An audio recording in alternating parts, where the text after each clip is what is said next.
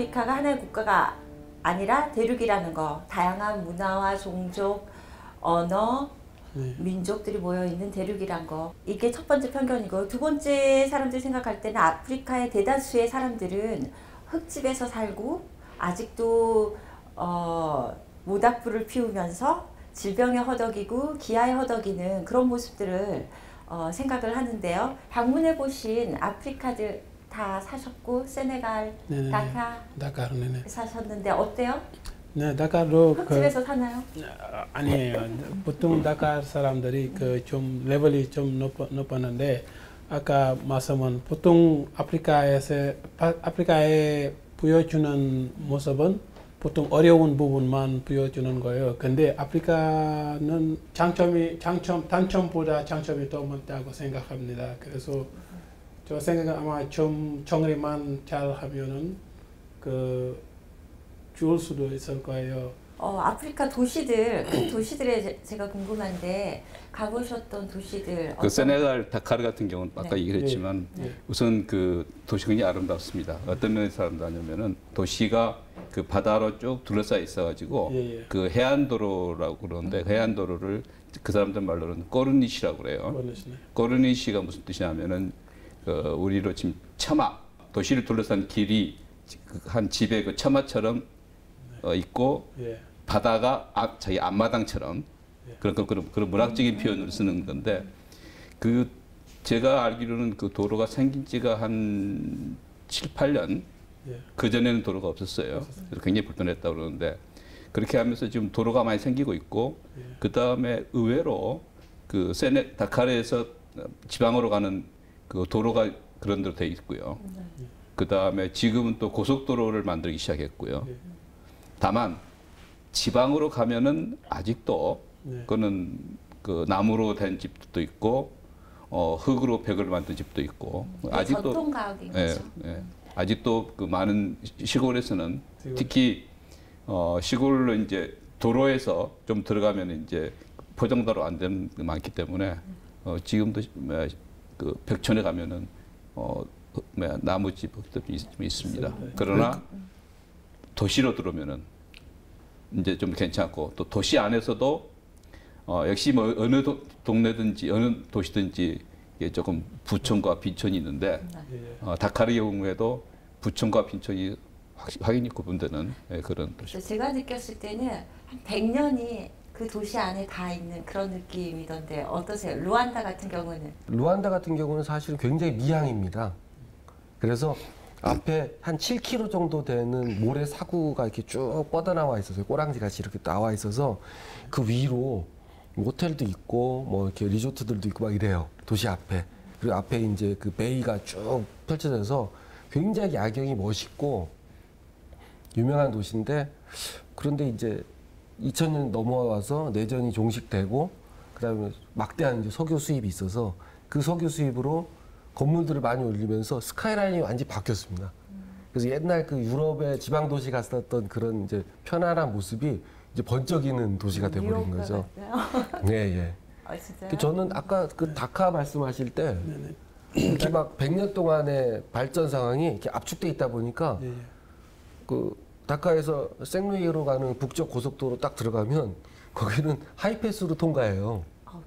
네, 하이패스로 통과해서 그리고 지금 그 세네갈에서 최근에 그 PSE라 가지고 블랑 세네갈 에메리장 그러니까 우리로 치면은 경제개발 5개년 이렇게 뭐 그런 그 프로그램을 지금 해가지고 다카르 주변에 그 짐나디오라는 도시가 거기다 도시를 개발해가지고 지금 거기다 공항을 이번에 오픈했죠. 새 공항이 생기고 그 다음에 지금 정부 청사도 일부 좀 옮길 계획을 하고 있고 거기에 그 대학교도 좀 세우고 있고 그러니까는 다카르가 지금 너무 사람들이 많기 때문에 그 교통이 좀 혼잡해서 그걸 해소하는 일환으로 지금 지방 그 제2의 수도 행정도시에 지금 건설하고 있습니다. 지금 아비장이나 뭐 아크라 같은 도시도 아주 굉장히 많이 발달돼 있고 아름다운 도시로 유명하잖아요. 아비장 굉장히 멋있죠.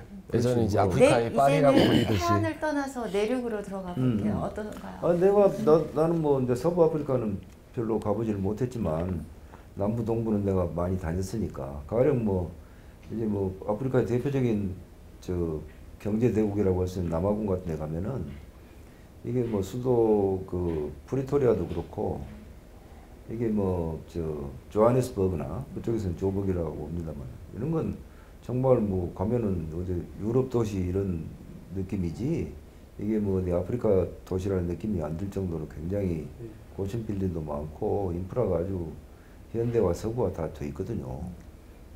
그리고 또 그 유명한 관광 도시이자 이게 저 대표적인 도시인 이제 저 어딥니까 케이프타운 같은 데 가면은 그 도시 자체도 아름답지만 그 경관이나 옆에 이렇게 발달돼 있는 이 전원주택 단지랄지 뭐 농장이랄지 이런 게 정말로 한 폭의 그림이죠. 아주 아름답고 잘 개발이 돼 있고 그런 반면에 또 도시의 이제 곳곳에 이 개토 비슷한 것들이 반드시 숨어 있습니다. 예. 그건 또 나이로비 동부의 대표적인 도시인 나이로비도 마찬가지인데 나이로비도 점점 거대 도시화 되어가고 있어요. 옛날에 제가 그쪽에 이제 살았던 데가 벌써 30년 전인데 그때 나이로비하고 이번에 제가 아프리카 있을 때 갔던 나이로비하고는 차이가 많이 나더라고요. 그러니까 굉장히 이게 도시가 팽창하면서 이게 너무 이제 교통 체증이랄지 이런 게 굉장히 많아졌고 그 다음에 늘어나는 인구 그 다음에 인프라 수요를 다 감당을 못 해가지고 굉장히 좀 이게 인프라를 더 개발해야 되는데 아직까지는 그게 제대로 안 되고 있다 이런 이제 느낌을 많이 받았어요. 그러니까 그게 뭘 말해주냐 하는 것이냐면은 이제 케냐가 대표적으로 발전하는 나라 아닙니까? 근데 특히 이제 수도가 나이로비이기 때문에 나이로비가 한마디로 말해서 이게 살기는 더 불편해졌을지 몰라도 아프리카가 변화하고 있고 발전하는 모습을 보여줄 수 있는 아주 좋은 예이다. 이럴 정도로 굉장히 빠른 속도로 발달하고 있어요. 제가 저희 대사관이 있고 관제가 있었던 짐바브웨 하라레 같은 데는 거기는 정말로 이렇게 계획도시입니다. 아주 잘 돼 있고 옛날에 백인들이 통치하던 때 전부 그 좋은 집들을 외곽에 다 지어가지고 살아서 거기 가면은 정말로 그 대저택들이 많아요. 그리고 아예 큰 동네 하나가 전부 다 이렇게 정말로 고급 주택화 된 그러한 구조로 돼 있거든요. 그게 이제 뭐 짐바브웨 정치가 다 아시겠지만 좀 그 안에 잘 못해가지고 많이 이렇게 낡고 이제 좀 헐긴 했어도 아직까지 전체적인 구조 이런 거 보면은 야 정말 여기는 좋은 곳이로구나 하는 느낌을 그대로 받을 정도로 이렇게 잘 돼 있거든요. 또 근데 거기도 마찬가지입니다. 또 외곽으로 벗어나면은 이제 빈민촌이 나오고 또 이제 개토가 나오고 하는 것이거든요. 그러니까 자꾸 반복이 되지만 아프리카는 아직까지는 이게 이제 발전을 많이 해야 되는 그런 단계에 있고 그다음 특히 인프라가 많이 부족하지 않습니까? 아프리카 제일 시급한 게 인프라 구축인데 그걸 가는 단계로 있기 때문에 이게 어느 모습을 보냐에 따라서 이게 형편없구나 이런 느낌을 받을 수 있겠지만 전반적으로 이렇게 다니면서 보는 사람한테는 그런 전통적인 측면도 있지만 이게 뭐인가 발전해 나가고 있고 진보해 나가고 있음에 틀림없다. 그런 느낌을 충분히 받을 수 있을 정도로 발전의 모습이 보입니다. 저는 그런 사진 한번 봤어요. 마사이족 그 전통 복장에 아이폰을 여기 끼고 있는. 그럼요. 네, 모바일 상황 어떤가요? 그 가난한 나라에 밥을 굶고 교통비가 없어도 걸어가는 대신에 월급이 생기면은 그 휴대폰 그 크레딧을 사더라고요. 그리고 휴대폰 2개씩 들고 있고. 예.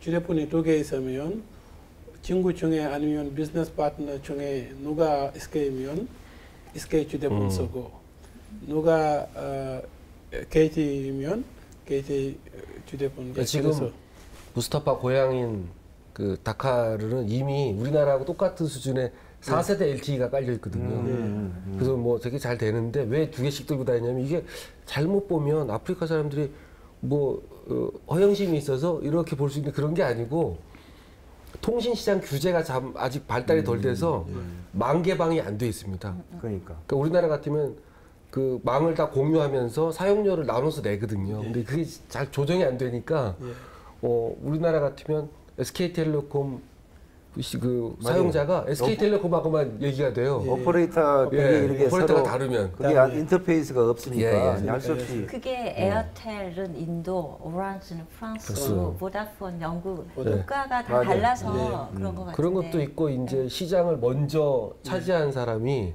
이 어드밴티지를 안 놓으려고 그러는 거죠. 그렇죠. 예.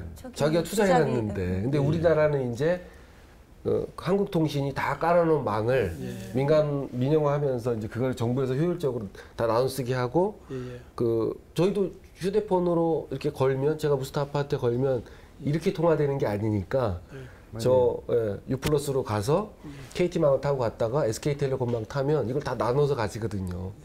근데 통신 그게 안 되는 거죠. 아직은. 인프라가 덜 발달돼서 일어나는 일이라고. 그러니까 그건 인프라보다는 사실은 그 규제의 문제인 것 같아요. 시장 규제가 이제 약간 좀 덜 익어서 우리나라도 공정거래법 나온 지가 얼마 안 되는 걸 보면 아직 그런 이제 시장에 대한 그런 규제가 아직은 활성화되지 못해서 그랬던 것 같아요. 그 케냐 같은 데는 사파리콤이 워낙 대세니까 거기는 그렇죠. 핸드폰 여러 개 들고 다닐 필요가 없겠네요. 예. 그러고 보니까 거기서는 진짜 핸드폰을 이게 하나만 들고 다니기 같습니다, 되게. 케냐는 그 M-PESA가 활성화되면서 그 금융 때문에 통신 시장을 그냥 다 장악해 버린 거죠, 사파리콤이. M-PESA 같은 게 세네갈의 와리 와리. 써보셨어요? 난 안 써봤어요. 대사님은 와리 많이 써봤어요. 근데 요즘은 세네갈 사람들이 제일 쓰는 거는 와리로 쓰고 있는데 그 오랑머니 하는 거예요. 오랑머니는 그 휴대폰에서 인터넷 뱅킹 시스템 있는데 근데 동장 없어도 쓰면 돼요. 카카오뱅킹 좀 비슷해. 근데 카카오뱅크 조금 좀 달라요. 왜냐하면 카카오뱅크는 돈을 거래하는 거거든요. 네. 근데 실제로는 우리가 말하는 M-PESA나 와리는 뭘 거래하는 거냐면 전화 통화할 수 있는 크레딧 있죠. 이걸 주고받는 거예요.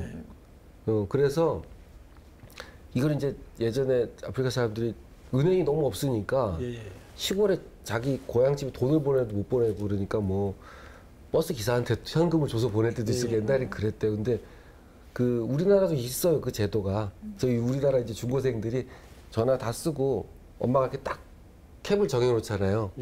한 달에 18,000원 정해놓으면 이게 끝나면 전화를 못 걸어요. 그러면 친구한테 야, 나 잠깐만 빌려줘 그러면 한 3분어치 통화를 선물로 줄 수 있어요. 이제 그거를 아프리카 사람들이 이거를 조금 더 크게 조금씩 보내본 거죠. 나중에 그 100분어치도 가는 거예요. 그래서 이거를 가지고 가면 받아서 이걸 가서 은행은 없어도 마을마다 이 선불 카드 파는 키오스크가 있잖아요. 거기 가서 그거를 이제 되파는 거죠. 우리 요새 구두 상품권 구두방에 되팔듯이. 그런데 그게 환전해주는 수수료가 1%도 안 돼요. 그 옛날에 은행 환전 수수료는 10몇 %씩 됐거든요, 보통. 옛날에 송금 수수료 어마어마했어요. 그 다카를 오니까 아까 말한 선불 그 카드 길에서 엄청 많이 팔아요. 지금은 모르겠는데 제가 있을 때 보니까 지금도 마찬가지예요. 시내도 가다 보면은 이게 크게 사가지고 이거 사라고 막 그 다른 나라도 그런지 모르겠어요. 다른 나라 다 거의 선불 제도 아닌가요? 그런데 그거를 제가 그게 마그네틱 그게 긁는 그게 이따가 제가 처음으로 그걸 안 하고 다른 걸 하는 걸 본 게 그게 이제 M-PESA의 앞 단계를 제가 본 것 같은데 아비장에 가면 드록바 카페라고 있어요. 드록바 그 축구 선수 이름 딸 카페가 있는데 가서 보니까 어떤 꼬마가 이렇게 왔다 갔다 해요. 그러면 이제 거기 있는 사람들이 손을 들고 불러서 거래를 뭐라고 하고 돈을 줍니다. 저게 뭘 하는가 했더니 이 친구가 꼬마가 아침에 올 때 그 오퍼레이터 대리점에 가서 한 $1,000어치를 사오는 거예요. 통화권을. 그래가지고 와서 사람들이 얘기하면 그 전화번호로 $20어치를 보내줍니다. 그럼 $20어치를 보내주면 통화 크레딧을 그 $20를 주고 그럼 거래가 끝나고 가는 거예요. 그럼 이 친구가 왜 그렇게 하냐면 이 친구가 $1,000어치를 살 때 이걸 도매로 사니까 한 $950로 깎아가지고 사서 이걸 액면가대로 나눠서 파는 거죠. 그러면 하루에 $50 버는 거예요. 그 친구는. 그래서 그걸 보면서 아 이걸 거래할 수 있구나.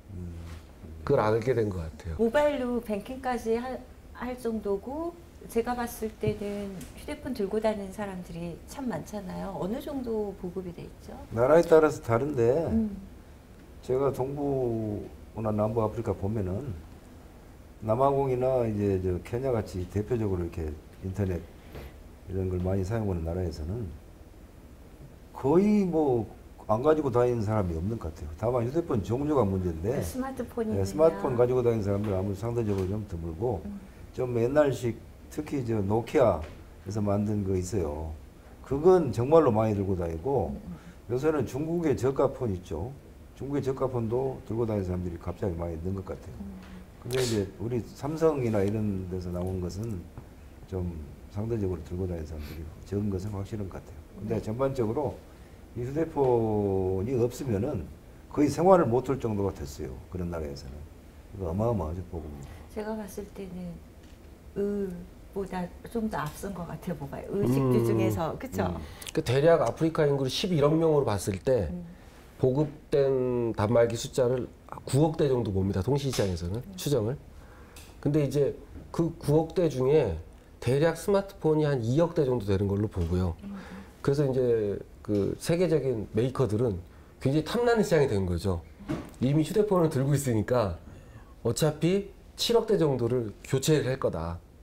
그래서 많이 이제 신경을 많이 쓰고 있고 우리나라의 이제 삼성전자 같은 데서 우리나라에서 국내에서는 팔지 않는 $100짜리 스마트폰 모델을 만들어서 팔죠. 그렇죠. 갤럭시 파켓이라는 스마트폰인데 그런 게 중국제 스마트폰하고 이제 굉장히 이제 경쟁이 그 아프리카에서 모바일 폰이 이렇게 보급이 많이 된 이유가 몇 가지 있는데 그 내 생각에는 내가 아는 생각은 첫째는 아프리카가 워낙 땅이 넓기 때문에 그 많은 땅에다가 이전에 선을 못 깔았고 이 선을 깔려면 돈이 엄청 많이 있기 때문에 그 대안으로 나온 게 모바일 폰이 아닌가 싶어요.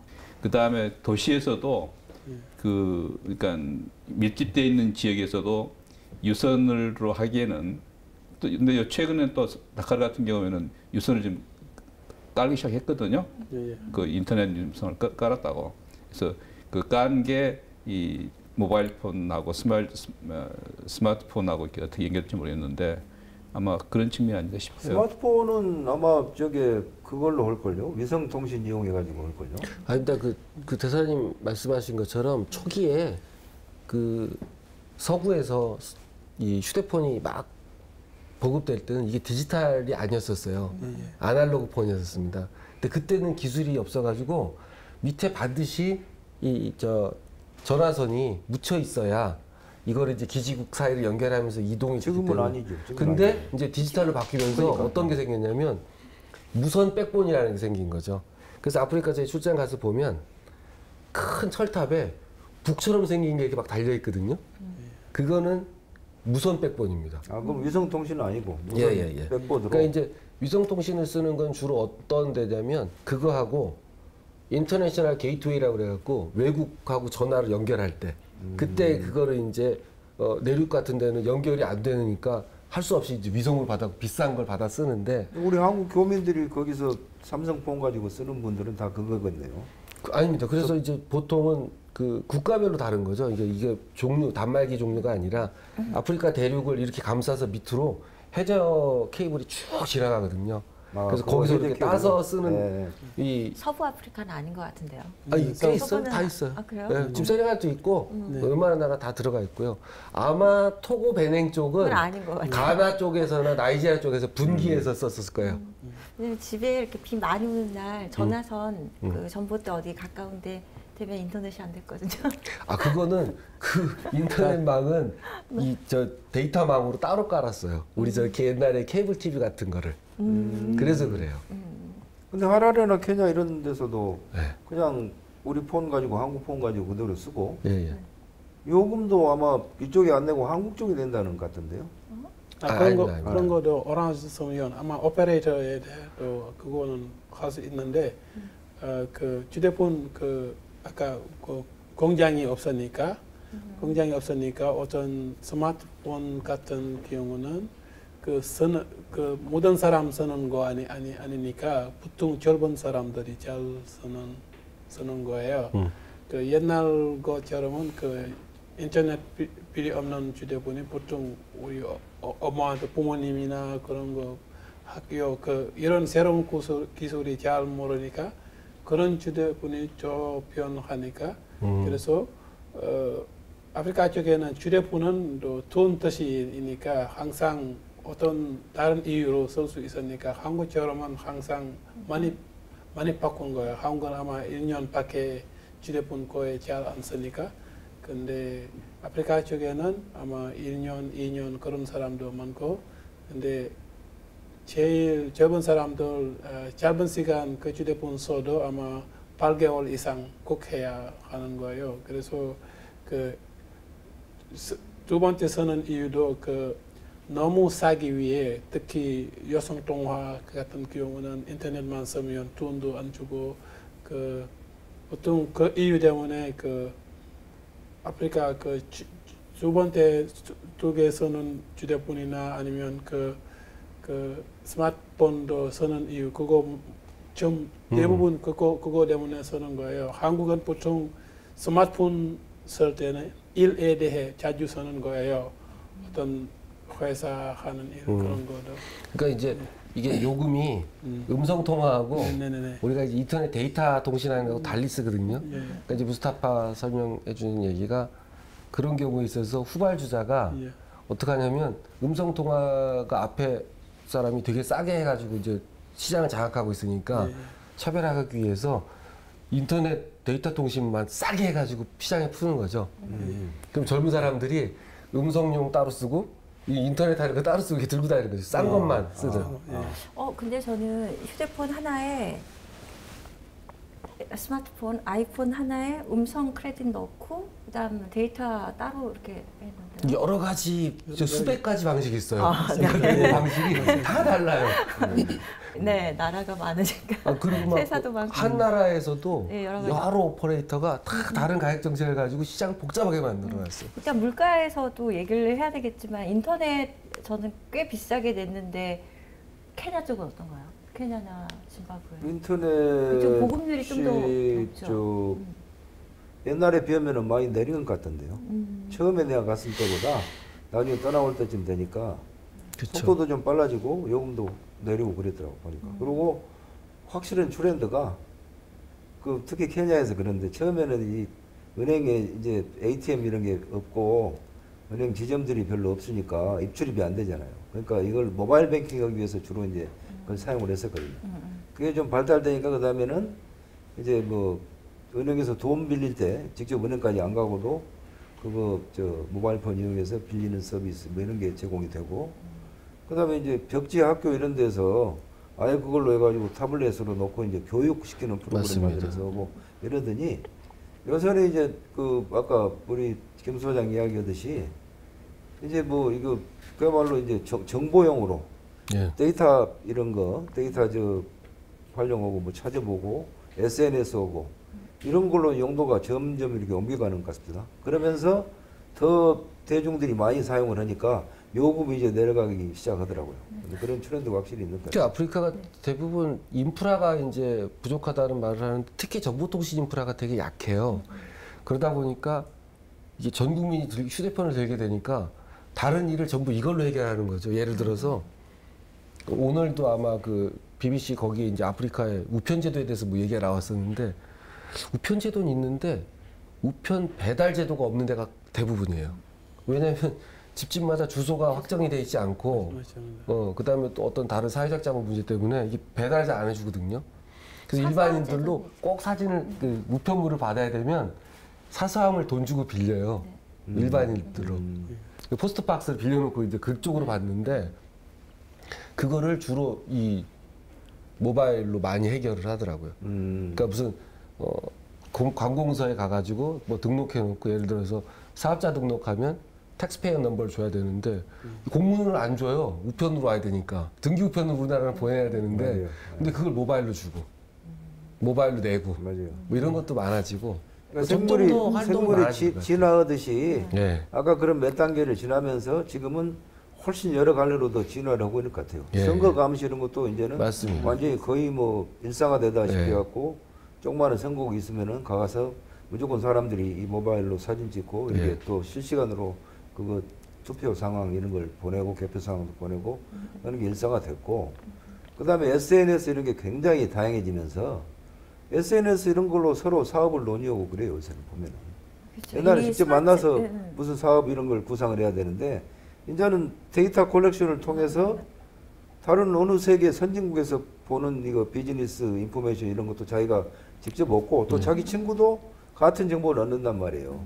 그럼 서로 장소는 떨어져 있지만 그 비슷한 걸 생각했다가 딱 이게 뜻이 맞으면은 SNS로 연락을 하면서 사업 이런 걸 다 모바일 폰으로 해결을 하고 이런 식으로까지 이제 진화가 많이 되더라고요. 그러니까 이게 상당히 중요한 의미를 가지고 있는 것 같아요. 왜냐하면은 모든 게 리얼타임으로 이제 아프리카도 다 될 수 있으니까. 그러다 보니까 모바일 폰의 보급이 민주화에도 영향을 끼쳤잖아요. 많이 끼치죠. 예를 들면 튀니지 혁명도 예, 예. 사실은 그러니까 민주화를 넘어서 네. 이제는 돈 버는 거, 사업하는 거, 비즈니스 하는 거. 이 분야로까지 이제 진화를 해서 지금 가고 있는 단계인 것 같은데 그게 자기네 내부에서만 이게 아프리카 내부에서만 되는 게 아니고 같은 뜻을 가진 외국 사람들도 또 같이 사업이 가능하다는 이야기죠. 그래서 저도 이제 제가 이제 아프리카 소개하는 강의 같은 거 할 때 우리 젊은 청소년들한테 아프리카 너희 같은 나이 또래 사람들 오고 사업 구상도 가능하다. 너는 한국에 있고 다른 사람은 또 아프리카에 있지만 요새는 모든 정보를 리얼타임으로 받아볼 수 있고 분석하는 능력만 있으면 비슷한 사업 구상을 하기 때문에 그런 걸 멀리 떨어져 있지만 같이 SNS로 주고받으면서 한 사업을 갖다 공유를 할 수 있고 뜻이 맞으면은 이게 서로 사업 파트너가 될 수 있다. 이런 이야기를 많이 했었거든요. 그런데 그런 게 지금 일어나는 것 같아요. 맞습니다. 지금 일어나는 것 그 같아요.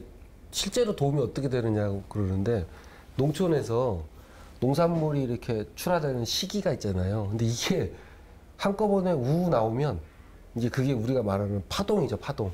농산물 파동. 그래서 가격이 폭락하고 농촌이 되게 어려운데 아프리카도 그런 일이 태반이었었거든요. 왜냐하면 전체적으로 그 나라에 어떤 작물이 얼만큼 자라고 있는지 아무도 몰랐었어요.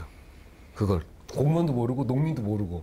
근데 요새는 그거에 실시간으로 출하되는 그 방향, 어떤 시장에 어떤 물량이 얼마큼 나서 시장 가격이 얼마다를 계속 리얼타임으로 공유를 해요.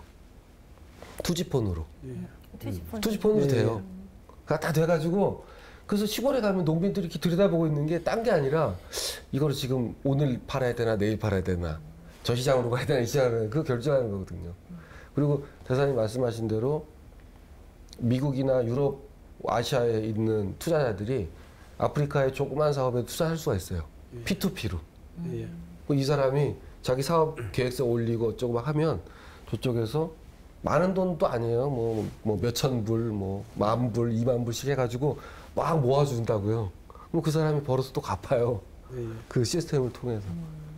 그러니까 나이로비나 뭐 이런 데 앞서가는 도시들에서는 벌써 이제 아프리카식 스타트업들이 나오기 시작합니다. 많죠. 젊은 사람들이 그 스타트업을 만드는 거죠. 창업을 해가지고 시작하면 그걸 또 알아보고 런던이나 뉴욕이나 이런 데서 돈 가진 사모펀드 모은 사람들이 와가지고 그걸 회사를 사고 투자를 하는 그런 단계까지 지금 이제 진화를 하고 있기 때문에 이게 모바일이나 이 디지털의 힘이 얼마나 막강한지 제가 보기에 아프리카에서 일어나고 있는 현상들이 완전히 증명을 해주고 있는 것 같은 그런 생각이 들어요. 아까 모바일 보급률은 7만 대라고 9만 대라고 하셨나요? 11억 명 가운데 9억 정도. 9억. 예. 네. 아까 표현하신 거 휴대폰 휴대폰 들 힘만 있으면 다 들고 다닌다. 그게 그 정도가 대충 맞는 것 같아요. 네. 그리고 스마트폰 같은 경우는 2억 대 정도 되니까 제가 알기로는 인터넷 보급률이 18%니까 딱 그 정도인 것 같아요. 그렇죠. 그렇죠. 근데 그러니까 모바일 인터넷 많이 아프리카는 쓰니까. 세계에서 가장 지금 빠른 속도로 인구가 늘고 있는 대륙이기 때문에 어느 대륙도 지금 옆에를 못 쫓아올 정도로 증가율이 빠르죠. 아프리카는 지금 5.8명에서 좀 내려갔어요. 5.3명 정도 되는데 1인당 출산율이 동남아가 옛날에 똑같았다고. 동남아가 6명, 5명, 7명까지 갔다가 동남아는 2.5로 내려왔습니다. 지금.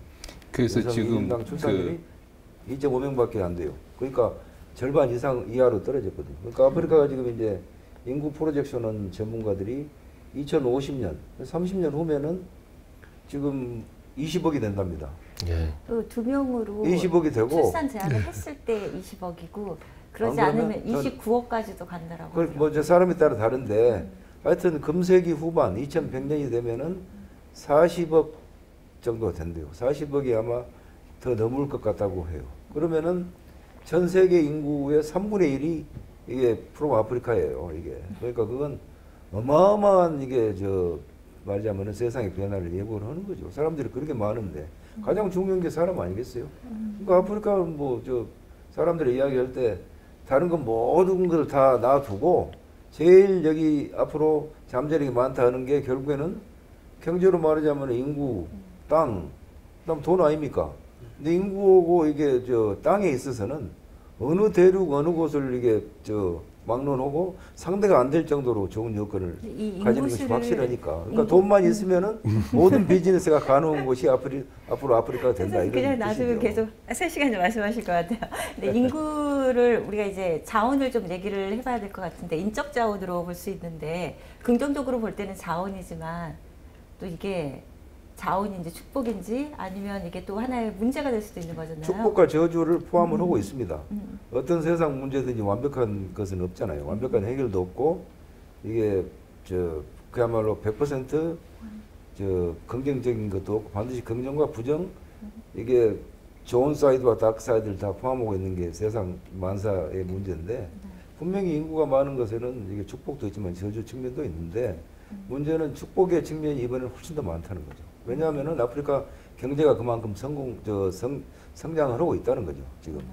지금 뭐 저 자원 가격이 석유 가격이 내려가 가지고 2014년 15년 이후로 한 3년간은 아프리카 경제가 지금 침체에 있는데 다시 또 금년부터 이제 올라가고 있거든요. 근데 그 전에 시작을 할 때 벌써 보면 2000년대는 5 내지 8%씩 대부분 사하라 이남 아프리카도 성장 추세에 있었어요. 웬만한 나라는. 아주 부정부패나 독재 이런 것으로 함몰된 나라 빼놓고는 대부분 나라가 그렇게 성장을 하고 있단 말입니다. 동아프리카 쪽은 이렇게 성장률이 훨씬 다른 데보다 높더라고요. 그러니까 이제 원래 2000년부터 2010년 동안에 이 10년 동안을 보면 주로 그 서부 쪽에 이 석유 캐서 수출하는 나라들이 성장세가 높았었어요. 근데 그건 사실 저는 그 별로 좋게 보지는 않고요. 몇 년간 또 타격이 있었잖아요. 몇 년간 2015년. 그래서 결국엔 이제 2008년 금융사태 때부터 푹 주저앉았는데 그래도 앙골라 같은 경우가 그러니까 매일 200만 배럴 정도를 뽑아내는데 그 나라가 경제 성장률이 10년 동안 매년 평균 11%가 넘었어요. 이거 대단한 겁니다. 우리나라도 그래 본 적이 없거든요. 그렇죠. 우리나라 한참 산업이 발달할 때도.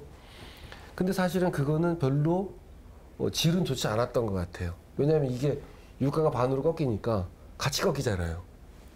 그거에 비해서 그 뒤에 르완다나 아니면 에티오피아나 케냐나 이런 나라들이 경제 수준이 높은 거는 천연 자원에 기대지 않고 아니죠. 예, 자기네 자체 내수 시장 사람들이 일으키는 소비를 통해서 경제 발전 이룬 거기 때문에 이쪽이 지금 한 7, 8% 정도로 보이는데 그게 훨씬 질이 좋은 경제 성장이죠. 질이 좋은 성장이고 거기에 이제 중요한 의미를 함유하고 있는 게 이게 늘어나는 인구, 그 인구를 제대로 교육을 시켜야지 그 사람들이 나중에 생산의 주역도 되고 소비자도 되고 다원적으로 나라를 발전시키는 이게 가장 큰 휴먼 리소스가 되는 것인데 그런 나라들은 지금 완전히 그런 방향으로 가고 있단 말입니다. 지금 아프리카가 인구 문제 관련해서는 제가 알기로는 인구 증가를 이렇게 폭발적으로 하는 걸 방지하기 위해서 세네갈을 비롯해서 몇 개 나라에서는 꽤 몇 년 전부터 소위 말하는 산화 정책을 지금 실시를 하고 있고 그에 대한 걸 깊숙이 지금 진행을 하고 있는 거라고. 빌 게이츠 재단에서도 그 피임 관련해서 산화 제한 사업을 하는데 이게 중요하기라 저는 또 음모론을 좋아해서 빌 게이츠 재단에서 이걸 하는 게 백인들이 흑인의 수가 늘어나는 거에 대한 두려움 이런 얘기도 있더라고요. 그거는 좀 음모론이 심한 음모론이고 제가 보니까 그런 건 있는 것 같아요. 아프리카가 그 데모그래피를 조사하다 보면 54개국 중에 정확하게 1000만 명을 중심으로 봤을 때 27개 국가가 분포합니다. 그러니까 1000만 명이 넘는 나라가 27개고 1000만 명이 안 되는 우리가 생각하기에 상대적으로 작은 국가가 27개인데 인구 규모가 작으면 인구 규모를 늘리려고 노력을 해요. 그러니까 예를 들어서 적도기니 같은 경우 나라가 저희가 알기로는 분명히 인구가 50만밖에 안 되는데 거기 원중심이 많잖아요. 그러니까 자기네는 맨날 자기는 100만이래요. 어디에 가도 100만 명이 안 보이는데 그리고 뭐 더 작은 나라는 더 그렇고 근데 인구가 이제 많은 나이지리아 같은 나라는 어떻게든지 이제 이거를 줄여보려고 그러죠. 그래서 그게 늘 저희가 뭐 오늘 대사님들 말씀하시는 것처럼 나라가 다르니까 어떤 나라는 인구를 늘리고 어떤 나라 막 줄이고 서로 반대 방향으로 노력하고 있거든요. 그러니까 아프리카는 뭐 늘 이제 우리 처음에 원론으로 돌아가게 되는데 다양성, 예. 이게 이제 그리고 크기, 사이즈 뭐 이런 거 다 이제 그쪽 돌아가게 되는데 인구 문제도 마찬가지예요. 제가 보기에는 이걸 저는 생각을 해야 된다고 생각합니다. 이게 아까 우리 신대사가 세네갈에서 뭐 인구가 늘어서 걱정이어가지고 이제 피임 정책을 뭐 심각하게 지금 한다는데 고려한다는데 생각을 해보십시다. 우리 한국이 이게 지금 사이즈가 10만 제곱킬로미터 아닙니까? 예. 10만이 좀 안 되죠. 안 되죠. 5,200만 아니에요. 그것도 쓸 땅이 많냐면 아니죠. 70%는 산이고. 네. 그런 나라에서 5,200만인데 아프리카 사이즈 뭐 제가 여러 나라에 있어봤지만 그거 보통 뭐 한국에 몇 배씩 되잖아요. 근데 인구는 그거 내봤자 1000만 한 1,500만 이 정도밖에 안 되는 거예요. 그러니까 그런 데서 이게 산하 정책을 쓰고 이게 피임을 하는 것이 과연 옳은 것인지 아니면은 어떻게 해서라도 경제를 꾸준히 몇 %씩이라도 성장을 시키면서 인구를 더 많게 만들고 그 사람들을 그 애들을 그래도 할 수 있는 그 교육을 잘 시켜가지고 생산의 일꾼, 소비 일꾼으로 이렇게 활용을 하는 것이 국가의 장래를 위해서 옳은 것인지 이런 건 제가 아프리카 당국 정책자들도 심각하게 한번 생각해봐야 될 일이 아닌가. 그 아프리카에서 산하 정책을 쓰는 이유가 여러 가지 있겠습니다만, 제가 생각에는 그래요. 그러니까 인구 정책에서 아프리카 장점은 말하자면 애를 더 낳으라고 지원 정책을 쓸 필요는 없는 것 같아요. 가령 프랑스라든가 또 우리나라라든가 출산을 장려하기 위해서 뭘 지원하고 뭘 지원하냐 그거는 그런 단계는 아니에요. 지원하지 않아도 많이 나오죠. 네. 그게 포인트예요. 안 지원해도 많이 낳게 돼 있어요. 산하 정책을 쓰는 이유는 우선 땅 넣고 하지만 그 젊은 사람들이 갈 직장이 늘 찾기가 힘들기 때문에 젊은 사람들이 직장을 못 찾음으로써 나오는 여러 가지 문제들, 그 문제에 대한 돌파구가 아닌가 싶어요. 그러면 인구는 우리가 잠재력을 보니까 인구는 인적 자원이라고 우선은 긍정적으로 보는 걸로 해서 정리를 하고요. 그 다음 우리 아프리카 하면 생각나는 중요한 자원이 광물 자원이죠.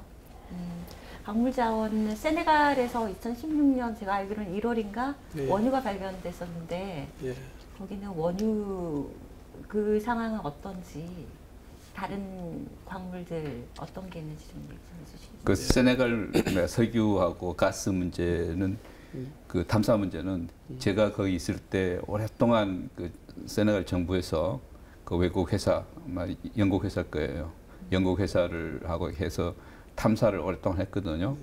근데 문제는 경제성이 있느냐 없느냐로 이제 좀 있긴 있대요. 있긴 있는데 경제성이 있느냐 없느냐. 근데 이제 그거는 또 유가하고 관련되기 때문에 옛날 한 100불 이럴 때는 경제성이 있을 거라고 그냥 추진을 했는데 그때 내려갔다가 지금 다시 이제 또 가격이 오르고 하니까 그건 그것이 좀 그래서 근데 다만 그 모리타니아의 가스가 나와서 모리타니아와 세네갈 인근이니까 그 가스는 좀 그 경제성이 좀 있는 것으로 다들 하는데 석유는 아직 왜 그동안 팔로우를 안 해가지고 잘 모르겠어요. 아마 석유도 일단 나긴 나는데. 제가 듣기로는 그러니까 세네갈뿐만 아니라 다른 나라들도 오랫동안 탐사를 하고 이게 발견이 되고 생산성까지도 있는데 가끔 보면은 발표를 일부러 안 한대요. 왜냐면 그게 두려워서 외국 자본들이 갑자기 확 들어오고 그런 말이 있는데 사실인지는 저도 잘 모르겠습니다. 저는 이제 그 업계에 좀 있었는데 네. 석유 플랜트 업계에 있었는데 네. 그게 자기 힘든 얘기예요. 왜냐하면 석유라는 거를 아프리카 국가들이 개발할 때 혼자서 개발을 절대 못해요. 네. 이건 굉장히 어려운 얘기예요. 심해 유전은 보통 막 수심 3,000m까지 가거든요. 그러니까 바닷물을 3,000m를 들어가면 기압이 이 지금 우리가 있는 1기압 대비해서 300기압까지 올라갑니다. 보통 기계는 들어가지도 못해요. 그리고 거기서부터 또 해저를 뚫고 3, 4km 또 들어가거든요. 그래서 굉장히 힘든 일이라서 그렇고, 그다음 시간도 이게 보통 탐사 단계, 그다음 이걸 개발하는 단계, 다 끝나면 이제 본격적으로 생산하는 단계에 가는데 이게 보통 한 10년씩 걸려요. 그러니까 이거를 누가 숨기고 뭐 감추고 이럴 수가 없는 일이라고요, 사실은. 그러니까 대부분은 눈에 안 보이니까 시민들이 의심하는 거죠. 왜냐하면 이게 보통 사람들이 가서 볼 수 있는 데 가서 일하는 게 아니거든요. 저 먼 바다에 가서 일하니까. 그러니까 이제 아프리카 하면은 그래도 뭐니 해도 이 자본이 아주 축적이 안 돼 있기 때문에 지하에 묻혀 있는 이게 자원이 자본입니다, 사실은. 그걸 현금화했을 뿐이지 캐내가지고 어떤 방식으로든지 상품으로 만들어서 수출하면은 그게 바로 캐시가 들어오는 것이니까 자기 자본이 되는 거고, 그걸로 아까 이야기했듯이 그 넓은 땅에 좋은 인적 자원을 활용해가지고 경제를 개발하면은 아프리카의 장래가 이제 훨씬 더 밝아지는 거죠. 근데 문제는 이 자원이라는 것이 역시 축복과 저주의 측면을 다 갖고 있는 거예요. 우리가 뭐 보면은 뭐 알지만 중동의 몇 나라나 뭐 노르웨이 이런 나라 빼놓고 석유 개발해가지고 별로 성공한 나라가 없어요. 오히려 더 안 좋아지지. 심지어는 뭐 네덜란드 같은 나라도 이게 자원병에 걸려가지고 그게 뭐 돈 들어니까 괜히 물가만 올리고 사람들이 뭐 그것만 하려고 그러고, 그 다음에 이게 자원산업이라는 게 뭐 일자리 창출이 많이 되는 것도 아니고 이러한 좋지 않은 아주 고약한 측면들이 많이 있거든요. 그걸 잘 커버리지를 못하면은 오히려 나중에 가서 돈은 들어오는데 국민은 더 못 살고 정권은 부패하고 여러 가지로 안 좋은 현상들이 생기는 거고, 아프리카가 지금까지 그런 것을 굉장히 많이 경험을 했어요. 근데 그렇다고 그래서 그러면 자원을 버릴 거냐? 그건 안 되는 거죠. 자기가 가지고 있는 것을 잘 활용을 해가지고 나라 발전을 이루는 데 써야 되기 때문에 그걸 아주 와이스하게 현명하게 과거의 경험을 그걸 근거로 해가지고 기초로 해서 그러한 잘못이나 에러를 범하지 않도록 그렇게 해야 되는 것이 이제 아프리카의 앞으로 발전에 있어서 중요한 과제입니다, 제가 보기에는. 그러지 않아도 제가 오늘 아침에 페이스북에 어떤 대학생이 카드뉴스를 만들어서 올려놓은 걸 보고 이제 문안을 좀 수정해 준 게 있는데 그 내용이 그런 거 있었습니다. 아프리카에 전 세계 경제가 가능한 땅이 60%가 있어서 아프리카가 세상을 먹여 살린다는 거예요. 그래서 이게 뭘 잘못 봤나 가만히 생각해 봤더니 그게 이제 영문으로 된 자료를 보면 어떻게 나오냐면 경작 가능한 남은 땅 중에 60%가 아프리카에 아직 있다라는 얘기거든요. 최대치로 보면 60%까지 보는 학자들이 있어서 그래서 이건 약간 좀 말이 빠진 것 같다 하면서 이렇게 보정을 해줬는데 역시 뭐 그럼에도 불구하고 상당량의 땅, 그러니까 적게 보면 30%, 많게 보면 60% 정도의 남은 농경지가 아프리카에 있거든요. 그래서 실제로 그리고 노동력도 풍부하고 그래서 앞으로 한동안 한 세기 정도는 실제로 아프리카가 추가적인 이 식량 수요를 더 커버할 수 있는 그런 식량 생산국이 될 것이다. 그러거든요. 왜냐하면 다른 조건들이 굉장히 많이 좋아요. 그래서 다른 대륙에 비해서 강도 많이 발달돼 있고 기후도 사실은 뭐 밀림이나 사막도 있지만 사실은 그냥 평범한 땅들도 되게 많고 노동력도 풍부하고 그 다음에 최근에 이제 아까 말씀하신 대로 천연가스들이 다른 데서 다 개발된 다음에 늦게 개발되지 않습니까? 아프리카가. 천연가스로 이제 질소비료 만드는 공장들에도 투자가 많이 이루어지고 있고요. 그래서 이제 그런 요건들이 맞으면서 실제로 저는 지하자원에 거는 기대보다 그런 이제 농업 환경에 거는 기대가 사실은 더 큽니다. 근데 가끔 제가 의문이 우리가 항상 바라보는 시각이 여기에서 우리가 뭘 얻을까 하잖아요. 실제로 아니라고 부정할 수는 없는데 많은 사람들이 기아에 허덕이면서 식량 자급률은 낮잖아요. 그 농사를 지을 수 있는 땅에 식량보다는 특수작물이라고 해야 되나요? 이런 걸 많이 수출을 위해서, 우리들을 위해서. 캐시크랍을 많이 심죠. 아, 네. 네.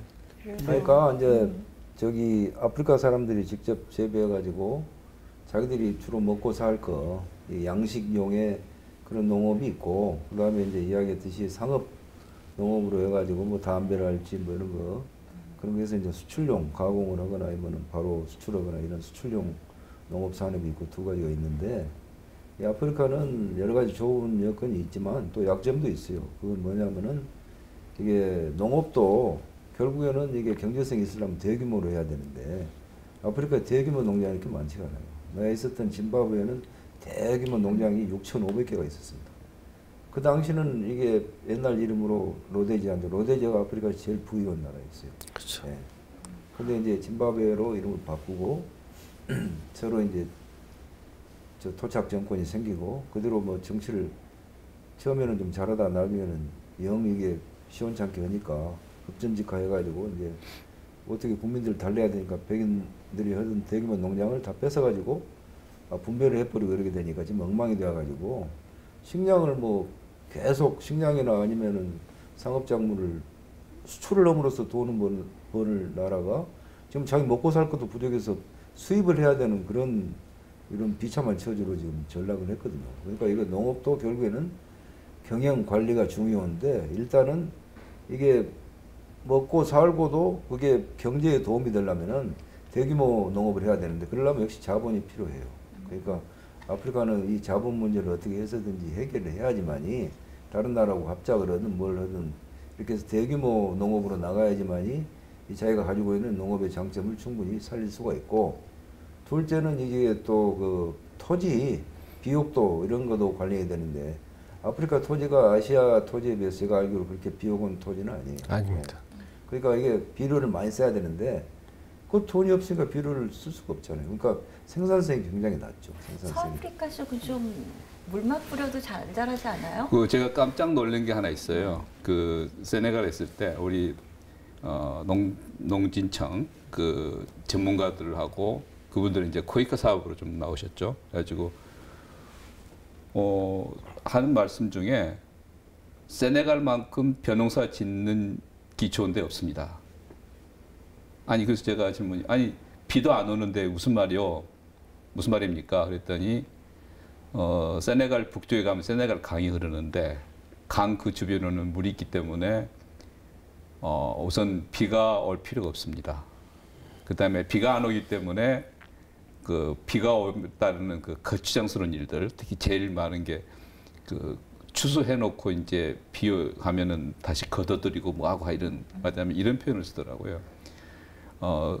세네갈 강, 그러니까 세네갈 북쪽에 있는 세네갈 강에 있는 그 지역은 하늘이 만들어준 온실입니다. 그런 표현. 그래서 그런 여건을 가진 데가 그쪽도 있고 몇 군데 있다고 그래요. 아니 그러니까 잠비아 같은 데가 그 대표적인 예인데 잠비아는 강은 이제 잠베지 강이 있으니까 거기도 큰 강은 있지만 그것보다는 지하수가 아프리카 국가 중에 제일 풍부한 나라가 잠비아거든요.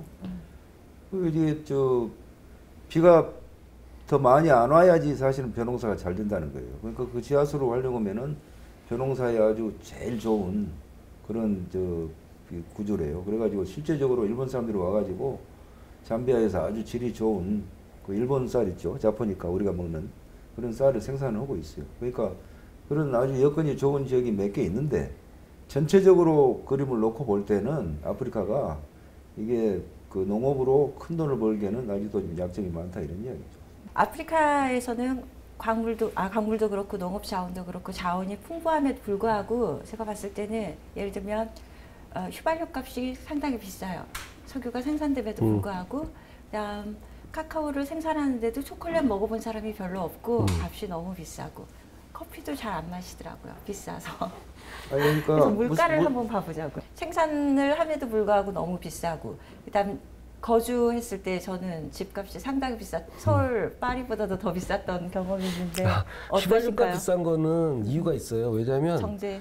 네, 아프리카 대륙 전체 54개국의 정제 능력을 다 합치면 리파이너리 능력을 다 합치면 하루에 340만 배럴 정도 돼요. 한국이 혼자서 240만 배럴이에요. 그리고 한국은 240만 배럴을 다 뽑아요.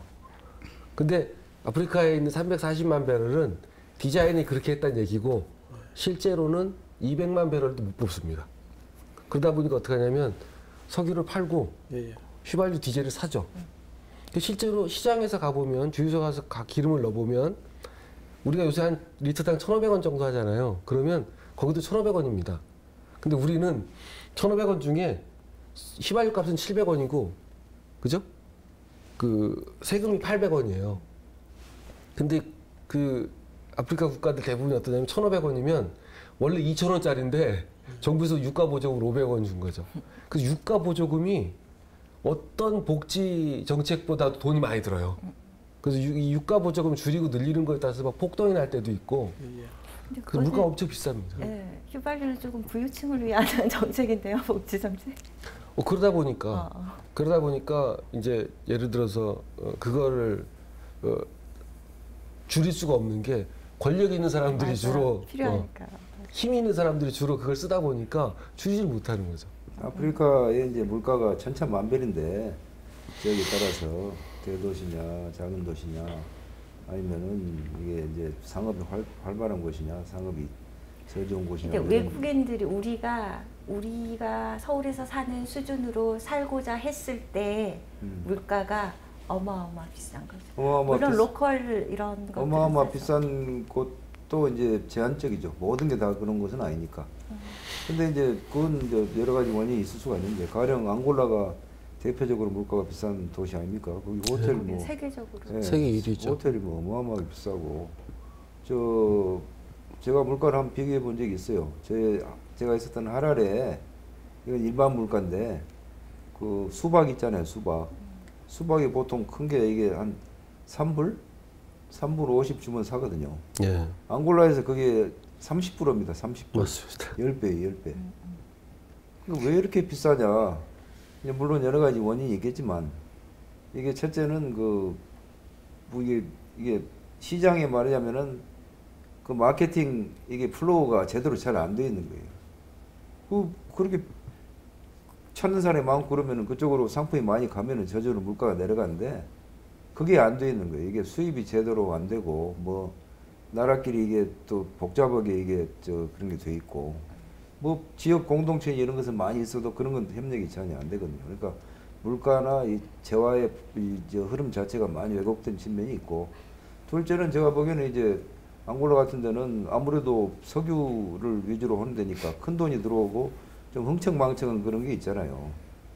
그러다 보니까 이제 저절로 이제 물가가 이게 인플레이션이 되는 거죠. 그리고 또 외국 사람들이 많이 와서 살고 이런 데는 물가가 비쌉니다.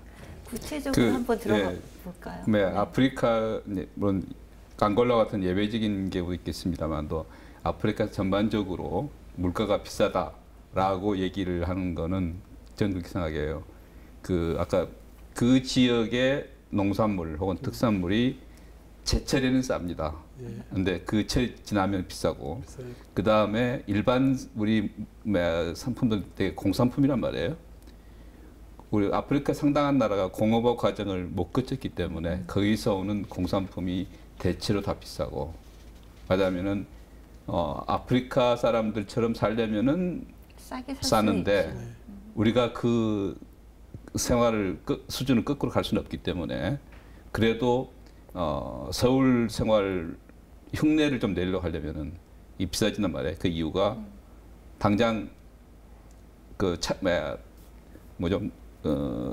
과일을 얘기를 하더라도 우리는 봄, 여름, 가을, 겨울 다 먹고 싶단 말이에요. 그러면 여름에 난 3월에 난 과일을 9월에 먹으려면은 보관을 해야 되는데 그 보관 비용이라는 게 공업 과정 안 거쳤기 때문에 엄청 비싸지거든요. 그래서 우리가 아프리카의 자원을 얘기할 때 말하자면은 광물 자원도 마찬가지고 수산물, 농산물 이 공업화를 못 거친 안 거친 이 현실을 우리가 어떻게 극복을 하면서 이 자원의 가치를 만들어줄 수 있느냐 그 문제를 좀 같이 연구해야 될 것 같아요. 세네갈 사실 때 물론 이게 관저긴 하지만 전기요금 얼마 내셨어요? 응? 전기요금. 전기요금을 대사님이 아세요? 전기요금 비싸요. 그렇죠. 그 비싼 이유가 그래 구체적으로 얘기해 주세요. 내가 지금 얼마 냈는지는 기억을 못하지만 액수는 기억 못하지만 이 전기를 쓰면 이거 이렇게 쓰면 안 되는데 하면서 그 직원들한테 말은 못하지만 좀 50만 프랑 뭐 이렇게. 액수는 내가 말할 수는 없고 그 직원들한테 이제 좀 직원들이 있으니까 더 많이 나오겠네. 좀 전기값 많이 나오겠다. 또 관저 있을 때 그 사람들한테 전기값 좀 많이 나오겠다 이런 얘기 하거든요. 이유가 두 가지 있는데 하나는 우선 전기가 그 24시간 들어오질 않아요. 어느 날 갑자기 행사할 때도 갑자기 전기가 뚝 나가면서 임시 발전기를 돌려야 돼요. 집집마다 다 있어. 그 비상 발전기. 우선 비상 발전기를 돌림으로 해서 드는 비용이 그 전 국민한테 전기가 돌아갈 때 비용보다 훨씬 많이 들어요.